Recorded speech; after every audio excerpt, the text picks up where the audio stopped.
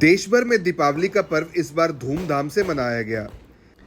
Supreme court ने दिल्ली और NCR क्षेत्र में ग्रीन पटाखों की आतिशबाजी की अनुमति दी थी। इसी के चलते इस बार पिछले वर्षों की तुलना में दिल्ली एनसीआर में पटाखों की आतिशबाजी कहीं अधिक देखने को मिली। वहीं गोहाना में भी लोगों ने दिवाली की रात जमकर आतिशबाजी की। लोगों द्वारा की गई भारी आतिशबाजी के कारण सुबह आसमान में धुआं की मोटी परत छा गई और AQI बेहद खराब स्तर पर पहुंच गया। जहरीली हवा के कारण लोगों को सांस लेने में परेशानी और आंखों में जलन जैसी समस्याएं महसूस हुई। बच्चों और सांस के मरीजों पर इसका असर विशेष रूप से देखा गया। डॉक्टरों और आम लोगों का कहना है कि दिवाली की रात हुई अत्यधिक आतिशबाजी से हवा में जहरीला धुआं फैल गया है। सुप्रीम कोर्ट द्वारा ग्रीन पटाखों की मंजूरी के बाद भी लोगों ने बड़े पैमाने पर पटाखे जलाए, जिससे प्रदूषण का स्तर खतरनाक स्थिति में पहुंच गया है। अंकल, जिस तरह से अब के पटाखे छुटाए गए, क्या लगता है आपको कितनी दिक्कत होगी? इधर भी सर, पटाखे छुटाने में बहुत ज़्यादा दिक्कतें हुई हैं और ये तो अब की बार तो बहुत ही ज़्यादा रिकॉर्ड तोड़ दिया। जो पिछले कई सालों का जो बच्चे नहीं छुटा रहे थे बम पटाखे, अब की बार तो बहुत ज़्यादा बम पटाखा छुटाया गया है और कई सालों का रिकॉर्ड तोड़ दिया।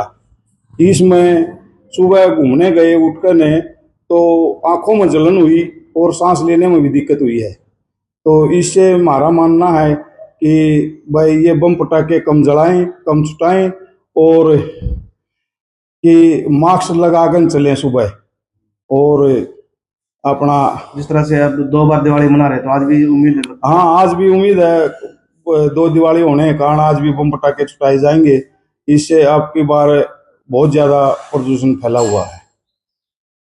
तो सब जिस तरह से रात को पटाखे आतिशबाजी दिवाली पे लोग आज भी मना रहे हैं, क्या कहना? हाँ, 2 दिनों से बड़ी भारी मात्रा में पटाखे जलाए जा रहे हैं। सुप्रीम कोर्ट ने 15 तारीख को ये निर्देश दिया था कि इस बार ग्रीन पटाखे ही जलाए जाएं एनसीआर में। ये सिर्फ एनसीआर को लेकर के था, सारे देश के लिए ये ऑर्डर नहीं था। लेकिन 15 तारीख से ये निर्देश देना और सिर्फ 18 और 21 तारीख के बीच में 3 दिन का एक गैप था। उस 3 दिन के अंदर कितनी मात्रा में ग्रीन पटाखे मैन्युफैक्चर हुए होंगे, ये तो कहना बड़ी मुश्किल है। कि जितने पटाखे जले हैं उसके हिसाब से बहुत कम बने होंगे, अब क्या पता इस बात का। दूसरी बात ये है कि ग्रीन पटाखों से लोगों में ये मैसेज जा रहा है, जो लोग ज्यादा इस मामले में जानकारी नहीं रखते, कि इनसे कोई प्रदूषण नहीं होगा, ये इको फ्रेंडली है। हकीकत में इनमें भी 70-80% पिछले पटाखों की तुलना में जो ग्रीन नहीं है इतना प्रदूषण होता है। सिर्फ कहते हैं कि 30% तक इसमें कमी आती है। और वो भी ये पटाखे नीरी और CSIR के द्वारा ये इनकी अनुमति होनी चाहिए और इनका लाइसेंस लेना चाहिए। क्या 3 दिनों में ये सब कुछ संभव हो पाया? मुझे तो लगता है नामुमकिन था।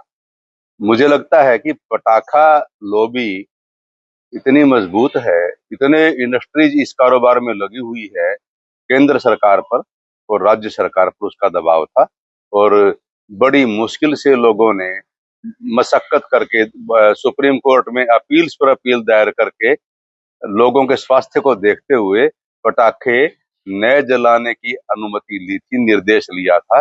लेकिन जो मौजूदा निर्देश है, जो हमारे सुप्रीम कोर्ट के 2 माननीय जजों ने दिया है, मुझे लगता है कि ये लोगों के स्वास्थ्य के ऊपर विपरीत ही असर डालेगा। इससे कोई पटाखे जलाने में कमी नहीं आई है।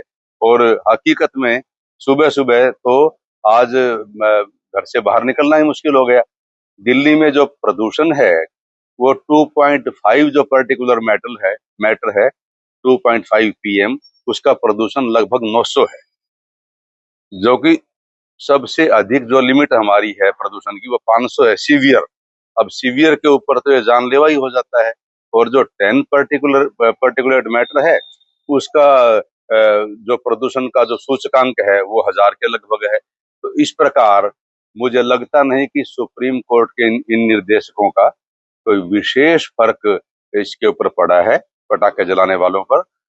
और बहुत लोगों को, खास करके बच्चे और वृद्धों को, सांसों की बीमारियां, आंखों में जलन, चमड़ी की बीमारियां और इसके अलावा जो अदृश्य प्रभाव हार्ट पर, किडनी पर, इन चीजों के पड़ते हैं। और ये प्रभाव ना सिर्फ तात्कालिक होते हैं बल्कि इनके कुछ कुछ लॉन्ग टर्म इफेक्ट्स भी बचे रहते हैं। तो इस प्रकार ये पटाखे चलाना जनता के स्वास्थ्य से खिलवाड़ करने वाली बात है।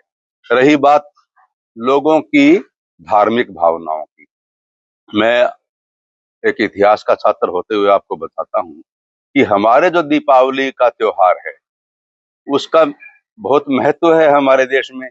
और उस महत्व को, और बेसिकली ये अंधकार को दूर करने, अज्ञानता के अंधकार को दूर करने, प्रकाश को फैलाने, इसका त्योहार है। और यह त्योहार हम सदियों से ही दीपक जलाकर मनाते रहे हैं। उससे कोई ध्वनि प्रदूषण नहीं होता, उससे कोई बहुत हानिकारक प्रभाव नहीं होता। सर रात को पटाखे आतिशबाजी हुई है, उससे कितना IQ पहुंच गया, गोहाना का कितना फर्क पड़ेगा सर? गोहाना का AQI 350 से 400 है, जालंधर वगैरह का 500 है, और दिल्ली का जो दिल्ली के सेंटर में जो AQI है वो 500 से ऊपर है। तो इससे लोगों के सांस तंत्र पर, आंखों में, त्वचा पर बहुत प्रभाव पड़ेगा। और अनेकों लोग इन पटाखों को छोड़ते समय बर्न्स के शिकार हो जाते हैं।